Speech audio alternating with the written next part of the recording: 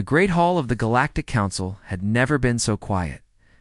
47 species sat in their designated seats, their translators humming softly as they waited for the human ambassador to speak. The circular chamber stretched upward for hundreds of feet, its walls lined with the flags and symbols of every spacefaring civilization in the known galaxy. Light from the nearby star filtered through massive windows, casting long shadows across the polished floor. Ambassador Catherine Moore stood at the central podium, her hands resting calmly on its surface. She was a tall woman in her early 50s, with gray streaking through her dark hair and lines around her eyes that spoke of years spent in difficult negotiations. Today, she wore the formal black uniform of the United Earth Federation, its silver trim catching the light as she surveyed the assembled delegates. Distinguished members of the Galactic Council, she began, her voice carrying clearly through the chamber's acoustic systems.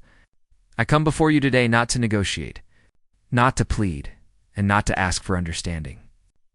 I come to deliver a message from the people of Earth and all human colonies across the stars. She paused, and in that silence, several delegates shifted uncomfortably in their seats.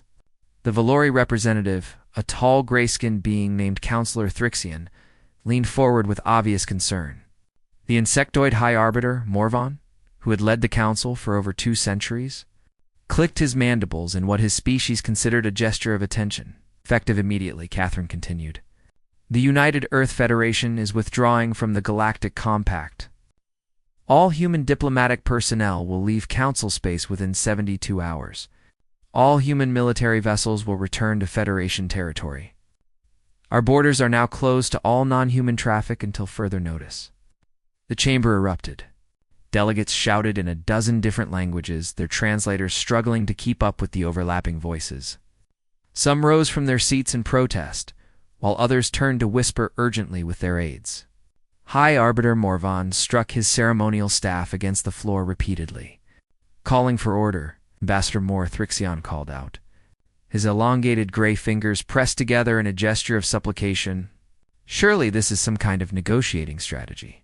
What grievance could possibly be so severe that it warrants cutting off all contact with the galactic community? Catherine waited for the noise to die down before responding. When she spoke again, her voice was cold and hard. 11 years ago, humanity joined this council with hope in our hearts. We believed we had found a community of civilized beings who shared our values of cooperation, mutual respect, and justice. We were wrong. She activated the holographic display built into the podium, and images began appearing in the air above her. In our first year of membership, we freely shared our medical advances with any species that requested them. Our treatments for radiation sickness alone have saved an estimated 4 million lives across council space. The images shifted to show human soldiers in combat. When the Kreth swarm invaded the Morvathi home system, humanity sent 15,000 troops to defend a world we had never visited, for a people we had barely met. 4,000 of those soldiers never came home. More images appeared. Human ships burning in the void, colonies reduced to rubble, families weeping over empty caskets. Over the past decade, humanity has lost over 60,000 lives defending council members from external threats. We did this gladly, because we believed we were part of something greater than ourselves. Catherine's voice grew harder with each word. And what did we receive in return? When the Ynnari Dominion attacked our colony on New Helsinki, killing 200,000 civilians, including 40,000 children, this council voted to table the matter for further discussion. She turned her gaze directly toward the Ynnari delegation, a group of reptilian beings with scales that shifted color based on their emotional state. Currently, those scales were a muted gray, the color of shame among their species. The Ynnari openly admitted responsibility for the attack. They broadcast footage of our people dying as a warning to other species, who might consider challenging their territorial claims. And this council did nothing. High Arbiter Morvan rose slowly from his seat, his ancient exoskeleton creaking with the movement. Ambassador, the Ynnari situation is extremely complex. There are historical grievances between their species and the previous inhabitants of that region. Your diplomatic protocols require humanity to die in silence, Others debate the proper procedure for acknowledging our suffering. Catherine's interruption made several delegates gasp. No one interrupted the High Arbiter. For 11 years, we have followed your protocols. We have filed our complaints through proper channels. We have waited patiently while committees discussed and subcommittees reviewed and special sessions were postponed due to scheduling conflicts. She stepped away from the podium and began walking slowly around the central floor, forcing delegates to turn in their seats to follow her movement. Do you know what we have learned in those 11 years? We have learned that this council values human blood very cheaply. We are useful when you need soldiers to fight your wars, when you need doctors to cure your plagues, when you need engineers to repair your failing infrastructure. But when we are the ones in need, suddenly there are procedures to follow and protocols to observe. Catherine stopped in front of the Morvathi delegation, a species of short, fur-covered beings known for their skilled traders. The Morvathi delegation voted against sanctioning the Yennery. You called the attack on New Helsinki an internal human matter. She moved to the Valori section. The Valori abstained from the vote entirely, despite the fact that human soldiers died defending your colonies just 3 years ago. Finally, she turned to face the entire assembly. Every species in this chamber has benefited from human sacrifice. Every single one of you has taken our gifts, accepted our protection, and relied on our goodwill. And when we finally asked for justice, for a simple acknowledgement that the murder of 200,000 of our people was wrong, you told us to wait? Catherine walked back to the podium and gathered her documents. We are done waiting. We are done bleeding for those who will not bleed for us. We are done hoping that this council will someday recognize our worth. She headed toward the exit, her footsteps echoing in the stunned silence. At the door, she paused and turned back one final time. When you are ready to treat humanity as equals rather than convenient servants, you know how to reach us. But understand this clearly. We will never again be the ones to make the first move. We have extended our hand in friendship for 11 years, and you have slapped it away at every opportunity. The doors began to slide open behind her. The next time humanity enters this chamber, it will be because you have come to us on your knees and convinced us that you deserve another chance. Until that day comes, the space between our borders might as well be infinite. Ambassador Catherine Moore walked out of the Galactic Council chamber without looking back. Behind her, the assembled representatives of 47 species sat in stunned silence, slowly beginning to realize that the galaxy they had known for centuries had just changed forever. The doors closed with a soft hiss, and humanity's era of cooperation with the galactic community came to an end. 3 months had passed since. Humanity closed its borders, and the galaxy was beginning to understand the true cost of their absence. Trade routes that had been safe for decades were now hunting grounds for pirates and raiders. Medical supplies that human factories had produced for free were now scarce and expensive. And the Kreth swarm, sensing weakness in the Council's defenses, had begun probing attacks along the outer territories. Commander Lucas Grant stood on the bridge of the Earth Navy ship Valiant, watching the scanner displays with tired eyes. He was a man of 42 years, with broad shoulders and a face weathered by years of deep space service. The Valiant was positioned just inside human territory, close enough to monitor Council space, but far enough to avoid any appearance of involvement. Lieutenant Commander Patricia Dunn approached him with a tablet in her hands. She was younger than Lucas, perhaps 30, with short red hair and a spray of freckles across her nose. Her expression was troubled as she held out the tablet for him to see. Another distress call from the Morvathi trade lanes, sir? Kreth raiders hit a convoy carrying medical supplies to the Varanthos system. 12 ships, over 4,000 civilians aboard. Lucas took the tablet and scanned the information quickly. The Kreth had hit the convoy hard, disabling most of the ships in the first few minutes of the attack. Morvathi defense forces were still hours away, and the Council's rapid response fleet was dealing with another crisis on the opposite side of their territory. Log the distress call and forward it to Central Command, he said, handing the tablet back. Standard protocol. Patricia did not move immediately.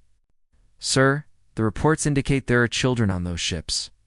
Families traveling to visit relatives on Varanthos. They are begging for anyone to help them. I know. Lucas turned to face her directly, and she could see the pain in his eyes. This was not easy for him. It was not easy for any of them. 6 months ago, we would have jumped into that system without hesitation. We would have addered those raiders and escorted those civilians to safety, and the Morvathi government would have sent us a nice thank you message before going back to ignoring every request we made. He pulled up a star chart on the main display, showing the vast network of trade routes and patrol zones that humanity had maintained for over a decade. Those routes were now empty, the patrol zones abandoned.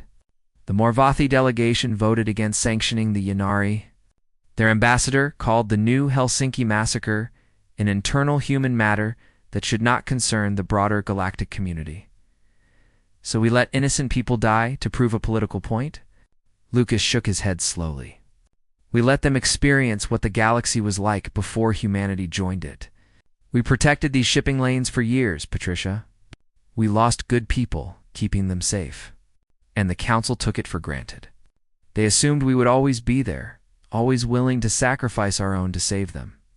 He turned back to the scanner display, where the distress signals continued to flash. Now they are learning what the darkness looks like. Now they understand what we were protecting them from. On Earth. President Daniel Hayes was addressing the United Federation, assembly in the Great Chamber beneath the rebuilt United Nations complex. He was a man of 54, tall and lean, with silver hair and eyes that had seen too much suffering to be easily moved by criticism. Our former allies in the Galactic Council have called us petty, he said, his voice carrying across the vast chamber. They say we are abandoning our principles by refusing to help those in need. They claim that our isolation policy proves humanity was never truly committed to galactic cooperation. He paused, letting the murmurs from the assembled delegates fade away. But I ask you this, what principle demands that we sacrifice our children for those who would not sacrifice a single vote to acknowledge our pain? What code of honor requires us to bleed for allies who celebrated when we bled alone? Secretary of State Maria Vasquez sat in the front row, her dark eyes fixed on the president. She had argued against the isolation policy when it was first proposed, believing that humanity's strength lay in its willingness to help others. But the intelligence reports that crossed her desk each day had changed her mind. Without human protection, the Galactic Council was fracturing. Old alliances were breaking down as species realized they could no longer rely on human soldiers to defend them. Trade agreements that had been maintained through human mediation were collapsing. And worst of all, the Kreth swarm was growing bolder with each passing week. We are not abandoning the galaxy, President Hayes continued. We are teaching it a lesson that should have been learned long ago. Humanity's friendship is not a right to be assumed. It is a privilege to be earned. Our protection is not a service to be demanded. It is a gift to be appreciated. He gestured toward the holographic displays showing the chaos spreading through council space. Look at what has happened in just 3 months. Trade routes disrupted, medical supplies running short, military resources stretched to the breaking point, and the Council is learning finally what we have always known. They need us far more than we ever needed them. Ice. In a quiet neighborhood in Chicago, far from the halls of power, retired Admiral Samuel Cooper was watching the news feeds with his granddaughter, Megan. She was 20 years old, studying xenopolitics at Northwestern University, and she had come to visit him specifically to discuss what was happening. "Do you think we made the right choice, Grandpa?" she asked, curling up on the couch beside him. "Closing the borders, I mean? Refusing to help?" Samuel was quiet for a long moment. He was 73 now, his hair completely white and his hands spotted with age. But his mind was still sharp, and his memories of commanding the First Fleet to make contact with the Valori were as clear as ever. "When I was young," he said finally, "I believed that the galaxy was full of friends we had not yet met. I believed that if we showed kindness and generosity, others would do the same for us. I spent 30 years of my life trying to prove that belief was true." He turned off the newsfeed and looked at his granddaughter with sad eyes. "The Council taught me that I was wrong. Not because there are no good beings in the galaxy. There are many. But because goodness without strength is just weakness waiting to be exploited. We were kind, and they saw it as softness. We were generous, and they saw it as obligation. We sacrificed our own to save them, and they saw it as proof that our lives meant less than theirs. Megan nodded slowly, thinking about what she had learned in her classes. My professor says the council is starting to panic. 3 species have already applied for separate treaties with Earth, bypassing the council entirely. They're learning, Samuel agreed. Slowly, painfully, but they are learning. The question is whether that learning will come in time to save them from what is coming. He looked out the window at the evening sky, where the first stars were beginning to appear. The Kreth swarm does not negotiate. It does not discuss. It simply consumes. And without humanity standing in its way, the Council will soon discover just how fragile their civilization really is. Megan followed his gaze upward, thinking about all those distant worlds and the beings who lived on them. Do you think we will help them? When it gets really bad? Do you think we will go back? Samuel was quiet for a long time before answering. I think humanity will always struggle with watching others suffer, even others who have hurt us. It is in our nature to help. But this time, if we do help, it will be on our terms. Never again will we accept being treated as servants. Never again will we let our kindness be mistaken for weakness. He reached over and took his granddaughter's hand in his own. The galaxy is about to learn what we have always known, Megan. Humanity is not just another species among many. We are the heart of what holds this civilization together. And hearts once broken do not easily heal. The attack on the Valori homeworld began on the anniversary of humanity's withdrawal, as if the Kreth swarm had deliberately chosen that date to send a message. Their ships emerged from hyperspace in waves, thousands of them, blotting out the stars like a dark cloud spreading across the sky.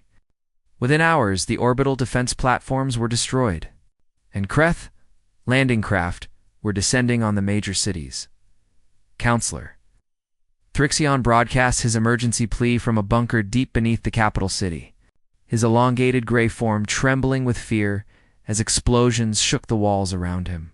His translator struggled to keep up with his panicked speech as he sent the message directly to Earth, bypassing all normal diplomatic channels. Ambassador Moore, President Hayes, anyone who is listening, please, we are begging you. The Kreth are burning our cities.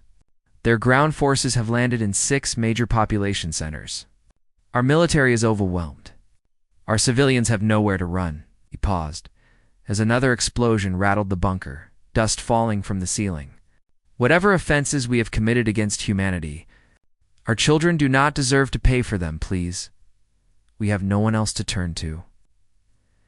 The message was received at Earth's border station and immediately forwarded to Geneva, where Ambassador Catherine Moore watched it in her private office. The footage that accompanied the plea was horrifying. Kreth soldiers, massive insectoid creatures with razor-sharp appendages, were tearing through civilian shelters. Valori families were running through burning streets, while ships overhead continued their bombardment. Admiral Christopher Blake stood behind Catherine, his weathered face expressionless as he watched the same footage. He had commanded human forces in the defense of 3 Valori colonies during the previous decade. Many of his friends had died protecting these same people who now screamed for help. How many ships would it take to break the siege?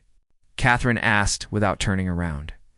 30 vessels minimum, probably closer to 50 if we want to do it properly. We could be there in 18 hours using emergency hyperspace protocols. He paused, his voice carefully neutral. But the Council never ratified the Mutual Defense Amendment we proposed last year. Legally, we have no obligation to respond. Catherine finally turned to face him.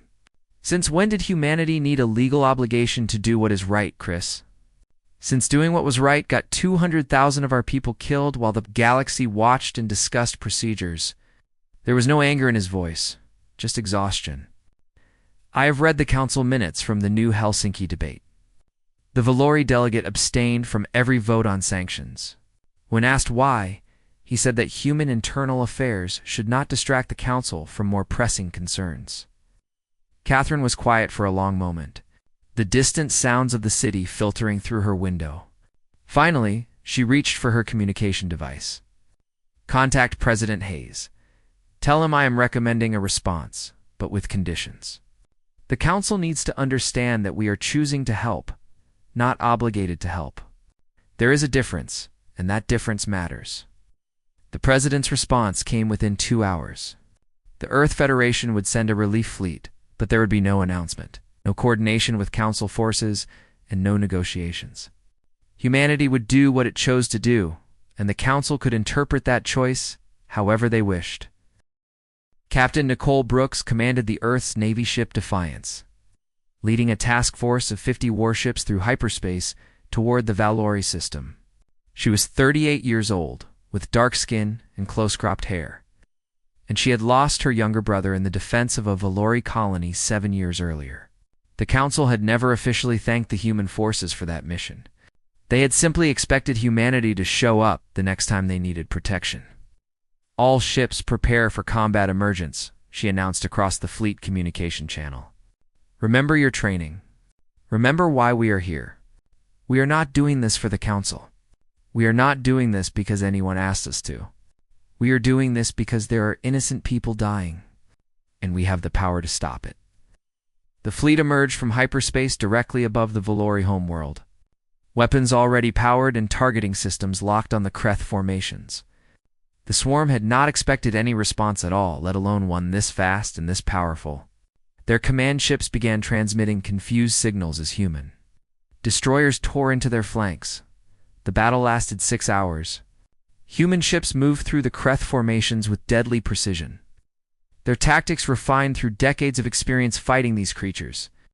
When the swarm finally broke and fled into hyperspace, they left behind the wreckage of over 300 vessels and the bodies of countless warriors on the surface of the Veloar homeworld. Survivors emerged from shelters and basements to see human shuttles descending through the smoke-filled sky. Medical teams deployed immediately, setting up field hospitals and distributing supplies that human factories had been quietly producing for months. No one had asked them to prepare these supplies. They had simply known that eventually someone would need them. Counselor Thrixian tried to reach the human command ship. Wanting to express his gratitude in person, he transmitted message after message, thanking humanity for their intervention, promising that the Valri would never forget this sacrifice. But the human fleet was already preparing to leave. Their mission complete, Captain Brooks authorized a single response to all incoming communications from the Valor government. Her message was brief and carefully worded, approved by Ambassador Moore before transmission. "This debt is not owed to the Galactic Council. It is not owed to any government or institution that failed to speak for us when we needed voices raised in our defense. This debt is owed to the innocent civilians of Velor who had no voice in the decisions that betrayed our trust. When you speak of this day and the years to come, remember that humanity came not because you deserved our help, but because we could not become what you tried to make us. We refuse to let our pain transform us into beings who watch others suffer without acting. That is our choice. It has nothing to do with you." The human fleet jumped back into hyperspace, leaving behind a world that had been saved and a people who were only beginning to understand what had just happened. The Valori had expected no help at all. They had resigned themselves to destruction. Instead, humanity had appeared like a force of nature, saved them without hesitation, and left without asking for anything in return. News of the rescue spread across Council space within hours. Every species heard the story differently, but the core message was the same. Humanity had been wronged by the Council. Humanity had withdrawn from galactic affairs. And when the moment of crisis came, humanity had chosen to help anyway, not out of obligation, but out of pure moral conviction. High Arbiter Morvan received the reports in his private chambers aboard the Council station. His ancient exoskeleton trembled as he read Captain Brooks' message over and over again. In all his centuries of leading the Council, he had never felt so small. He had believed that humanity needed the Council, that they were a young species who should be grateful for the opportunity to serve. Alongside more established civilizations, he understood now how wrong he had been. Humanity did not need the Council at all. They never had. They had joined not because they needed protection or resources or trade, but because they genuinely believed in cooperation and mutual support. And when the Council proved itself unworthy of that belief, humanity had simply walked away.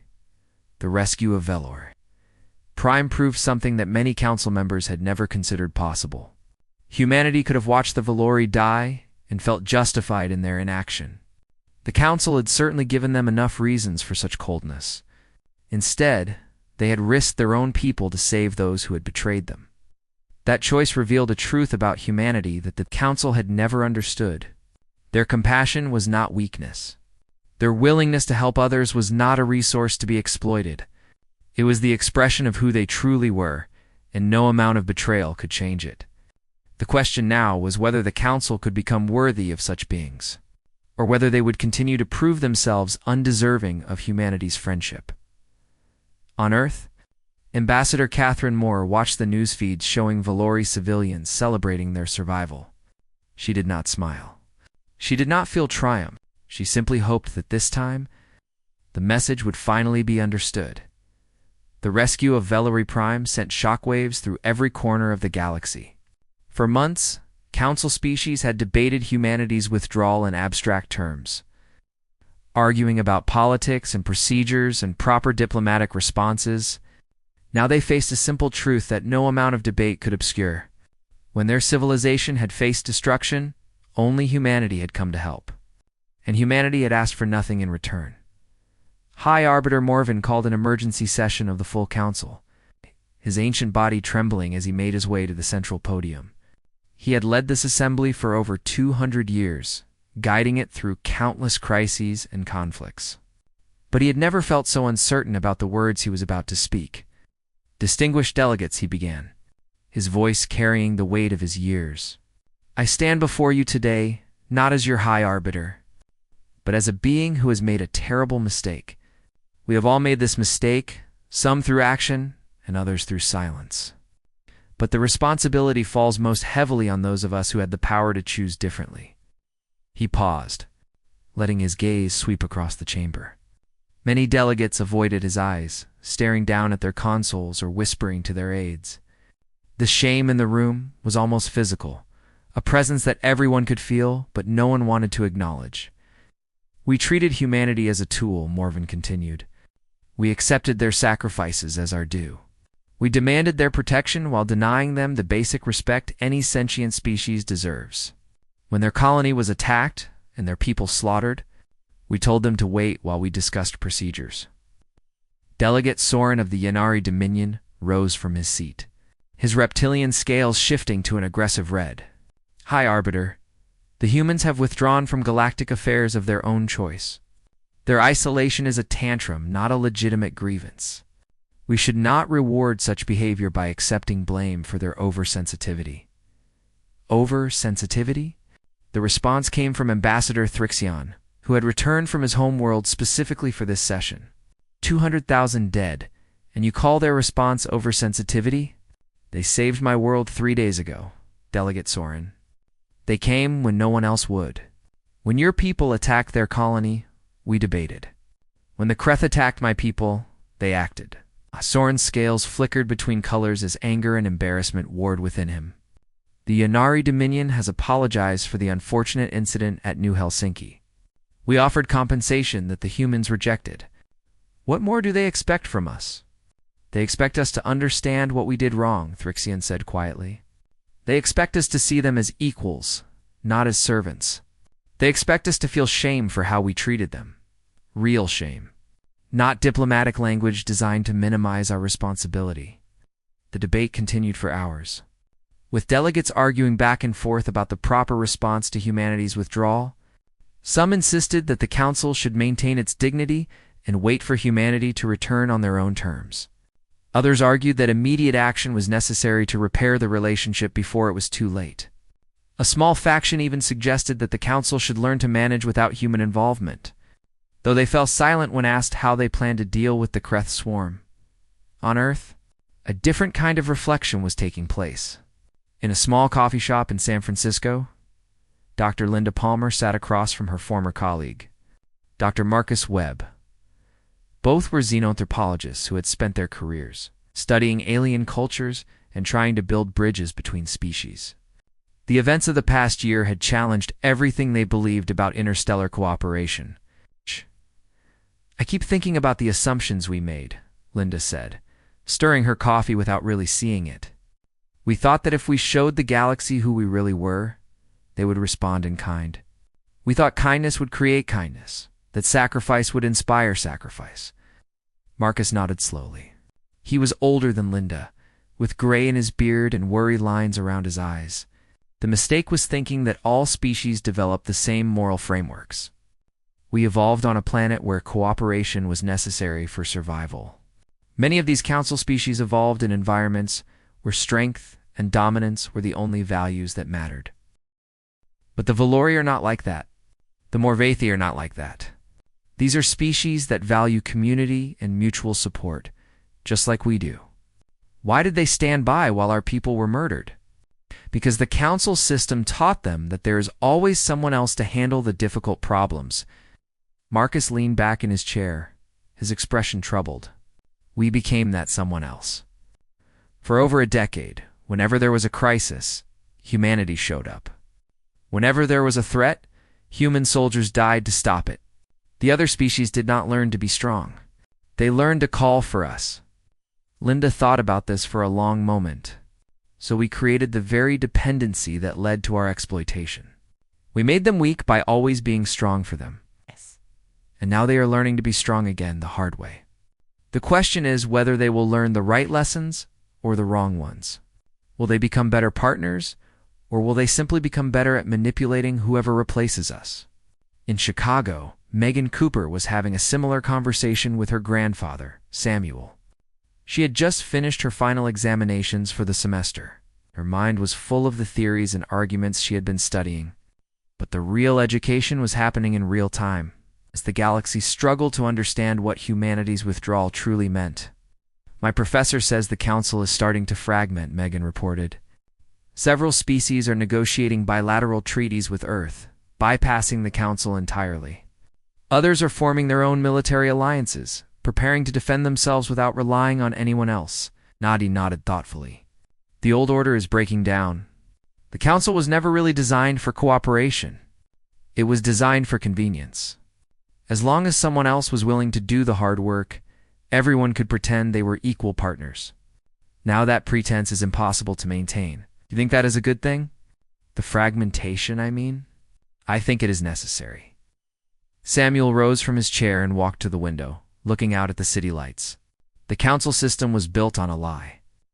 The lie that you could have security without sacrifice, that you could have friendship without reciprocity. Humanity exposed that lie simply by refusing to play our assigned role anymore. Megan joined him at the window. But some of those species genuinely want to change.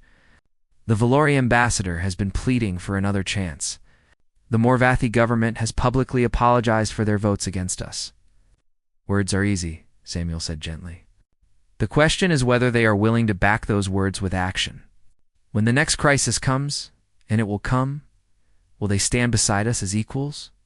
Or will they expect us to do the dying while they debate procedures? He turned to look at his granddaughter directly. That is what we are waiting to see, Megan. Not apologies. Not promises. Actions. Real change that comes from real understanding. Not just fear of what happens without us. Back at the council station, High Arbiter Morven had retired to his private chambers after the exhausting debate. His attendants had been dismissed, and he sat alone in the darkness. Thinking about the weight of centuries, he remembered the day humanity had first made contact.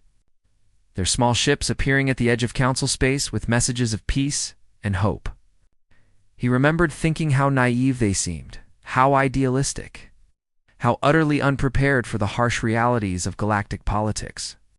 He had assumed they would learn to be like everyone else, cynical and calculating, protecting their own interests above all else. Instead, they had remained true to their nature. Year after year, sacrifice after sacrifice.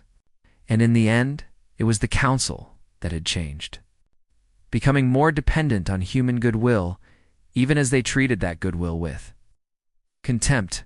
Morven reached for his communication device and began composing a message, not to humanity, but to every council member.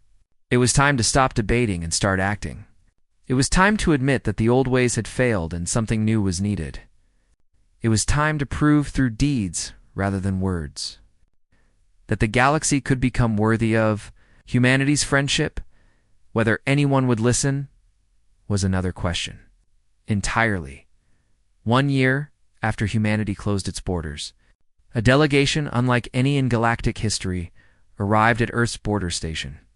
It was not a diplomatic mission in the traditional sense. There were no advanced negotiations, no carefully prepared statements, no political maneuvering to gain advantage. Instead, representatives from every single council species had come together, including the Ynnari, to deliver a message that could not be communicated through normal channels. President Daniel Hayes received them in the Great Hall of the United Nations Complex, a building that had been rebuilt 3 times over the course of human history and now stood as a symbol of resilience and hope. Secretary of State Maria Vasquez stood at his right hand and Admiral Christopher Blake at his left. Ambassador Catherine Moore waited nearby, her expression carefully neutral. The delegation entered slowly, their varied forms creating a strange procession as they moved toward the central floor. High Arbiter Morvan led them, his ancient exoskeleton polished to a shine that could not disguise the trembling of his limbs. Behind him came Ambassador Thrixion of the Velor, then representatives from the Morvathi, the Krellian Unity, the Synthesis Collective, and dozens of other species. At the very end, almost reluctantly, came the new Ynnari delegate, a younger being named Counselor Vexel, who would replace the previous representative after political upheaval on their homeworld. High Arbiter Morvan spoke first, his voice weak with age, but steady with conviction. President Hayes, Ambassador Moore, distinguished humans, we come before you today not to negotiate. We come not to plead or make demands. We come to apologize. He produced a crystalline data chip, traditional Valori method of recording solemn oaths that could never be altered or falsified. This contains the formal censure of the Ynnari Dominion for the attack on New Helsinki. It includes full acknowledgement of responsibility and reparations agreed upon by every council member, funded proportionally based on each species' vote in the original debate. The chamber was silent as he continued. Those who voted against sanctions have contributed more. Those who abstained have contributed according to their abstention. No one is exempt from the accounting of our failure. Counselor Vexel stepped forward, his scales shifting through colors that human observers could not easily interpret. My government has undergone significant changes since the attack. Those responsible for ordering the assault on New Helsinki have faced justice under our own laws. They were tried publicly, and their crimes were broadcast to every Ynnari citizen so that none could deny what was done in our name. He lowered his head in a gesture that his species used to show submission. We do not expect forgiveness. We do not deserve it. But we offer accountability, true accountability, not the diplomatic pretense that has characterized our dealings with humanity before. President Hayes accepted the data chip, his expression revealing nothing of his thoughts. For a long moment, he simply looked at the gathered delegates, these beings who had traveled across the stars to stand before him in humility. The people of Earth will review these terms, he said finally. But before we discuss any arrangements, I must ask a question that has troubled me since this crisis began. What has truly changed? A year ago, this council saw humanity as useful but expendable. We were the soldiers who would die for your causes, the doctors who would heal your sick, the engineers who would rebuild your damaged worlds. What makes today different? Ambassador Thrixion answered, stepping forward to stand beside the High Arbiter. A year ago, we believed the galaxy could function without human partnership. We thought we could find others to fill the role you had played. We thought, if I am honest, that you needed us more than we needed you. His gray form straightened with something like dignity. We were wrong. Not because we could not survive the Kreth attacks or maintain our trade routes without your help. We were wrong because we lost something more important than security or prosperity. We lost our conscience. He gestured toward the assembled delegates. When you came to save my world, you owed us nothing. The council had given you every reason to let us suffer. Yet you came anyway, not for political advantage, not for resources or territory, but because innocent lives mattered to you. In that moment, we saw ourselves through your eyes, and we understood what we had become. Catherine Moore spoke for the first time, her voice soft, but carrying clearly through the chamber. Pretty words, Ambassador. We have heard pretty words before.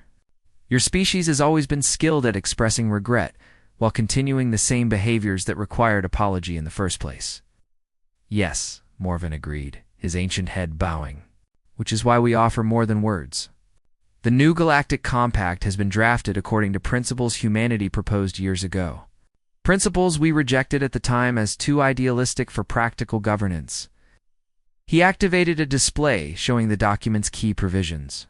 Equal representation regardless of species, age, or territorial holdings. Mandatory mutual defense with no exceptions for procedural delays. A binding justice system that holds all species accountable for crimes against any member. No single species, including humanity, above the law. We are not asking you to return to the old arrangement, he continued. That arrangement was designed to exploit your goodwill while protecting our comfort. We are asking you to help us build something new, something worthy of the sacrifices your people have made.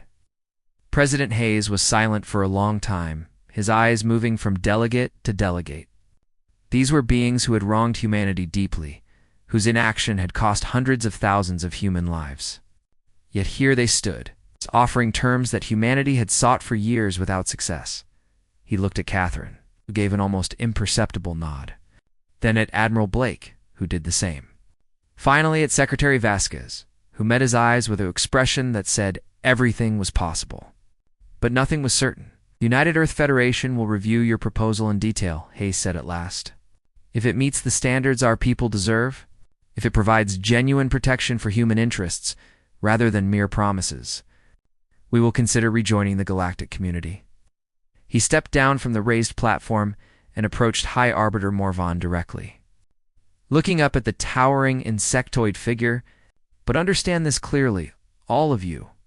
We will never again be the eager young species, grateful for any scrap of recognition from our elders. We will never again sacrifice our people for allies who will not sacrifice for us. Oh. He extended his hand in the human gesture of agreement. The stars are vast enough for all of us to share. There is room for cooperation, for mutual benefit, for genuine friendship between our species. But that friendship must be earned, and it must be maintained through action, not just words. Morven clasped the offered hand with trembling appendages, his compound eyes reflecting the lights of the chamber. We understand, President Hayes, and we are grateful. More grateful than our languages can express, for this second chance. As the delegation departed to await humanity's decision, Catherine stood beside the president, watching the alien ships rise into the evening sky. The city of Geneva spread out below them, its lights beginning to twinkle as darkness fell across Europe. Do you believe them? She asked quietly. Do you think anything has truly changed? Hayes considered the question carefully before answering. I think fear is a powerful teacher. For the first time in their history, the Council species faced a universe without humanity in it. They discovered that the darkness is darker than they imagined, and the light they took for granted was more precious than they knew. He turned back toward the complex, where the work of reviewing the proposed compact would begin. The question now is what we do with that knowledge. Do we hold their failures against them forever, becoming as cold and calculating as they were? Or do we use this opportunity to build something better, something that could last for generations? Catherine smiled for the first time in what felt like years. If I know humanity, we will do what we have always done. We will hope for the best, prepare for the worst, and somehow muddle through to something that looks like progress. That sounds about right, the president agreed. That sounds exactly like us. 6 months later, the United Earth Federation formally rejoined the galactic community under the terms of the new compact. The ceremony was held on Earth in the same chamber where the apology had been delivered. With delegates from every species in attendance, there were no grand speeches about new eras or historic moments. President Hayes simply signed the document, shook hands with High Arbiter Morvan, and announced that humanity was ready to work alongside its galactic partners once again. The real change came in the years that followed. As the provisions of the compact were tested by crisis after crisis, when the Kreth swarm attacked the Morvathi trading networks, human ships responded alongside vessels from 12 other species, all fighting together under a unified command structure. When a plague struck 3 Valori colonies, medical teams from across the galaxy coordinated their response under human leadership. And when the Yenari homeworld faced a natural disaster that threatened millions of lives, human relief ships were among the first to arrive, their crews working beside Yenari civilians to save as many people as possible. The galaxy had not become perfect. Species still disagreed, still competed, still sometimes failed to live up to their commitments. But something fundamental had changed. Humanity was no longer seen as the reliable protector who would always show up to save the day. They were seen as partners whose friendship was valuable precisely because it was not guaranteed. Admiral Samuel Cooper, now, in the final years of his life, watched the news feeds from his apartment in Chicago with his granddaughter Megan beside him. She had graduated from Northwestern and was now working as a junior diplomat in the Earth Federation's Foreign Service. "We did it, Grandpa," she said softly, watching footage of human and alien crews working side by side on a joint exploration mission. "We actually changed things." Samuel nodded slowly, his old eyes bright with something that might have been pride or might have been tears. "We reminded them who we are, Megan, not through conquest or domination, but by standing firm in our values, even when it cost us everything. That is the human way. That is what makes us worth knowing." He reached over and squeezed her hand gently. "Now it is your generation's turn to maintain what we built. Do not let them forget. Do not let us forget. The moment we start taking each other for granted again is the moment everything falls apart." Nodded, thinking about all the work that lay ahead. The galaxy was vast and full of challenges that no single species could face alone. But for the first time in her life, she truly believed that facing those challenges together was possible. Humanity had returned to the stars, not as servants or saviors, but as equals. The lesson had been painful for everyone involved, but some lessons can only be learned through pain. And the galaxy, at last, had learned to see humanity clearly. It's not for what they could provide, but for who they truly were. The future stretched out before them, unknown and full of possibility. And whatever challenges lay ahead, they would face them together, as partners, as allies, and perhaps someday as friends.